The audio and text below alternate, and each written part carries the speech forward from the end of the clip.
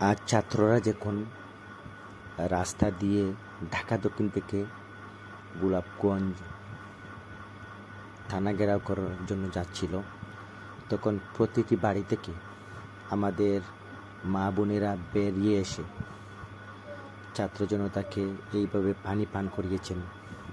আমি গর্বিত গোলাপগঞ্জের ছেলে বলে। আমি গর্বিত আমার গোলাপগঞ্জের মায়েরা যে ভালোবাসা দেখিয়েছেন।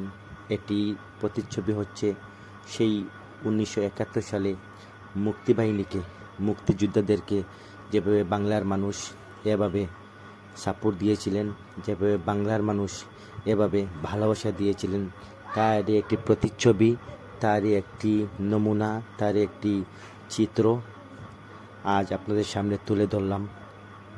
আমরা চিরঋণী হয়ে গেলাম আমাদের গোলাপগঞ্জের মা বোনদের কাছে। তারাও আমাদের সাথে একতা পোষণ করেছে, তারাও আমাদের সাথে লাঠি নিয়ে আজকে রাস্তায় নেমেছে। শুধু আজকে আমাদের ভাই বোন নয়, আমাদের অভিভাবকরাও আজকে রাস্তায় ছিলেন। আমাদের অভিভাবকরাও আজকে রাস্তায় থেকে আমাদের সাথে আন্দোলন করেছেন, আমাদের সাথে একাত্মতা পোষণ করেছেন, আমাদেরকে সাহস জুগিয়েছেন, আমাদেরকে শক্তি দিয়েছেন, আমাদেরকে অনুপ্রেরণা দিয়েছেন।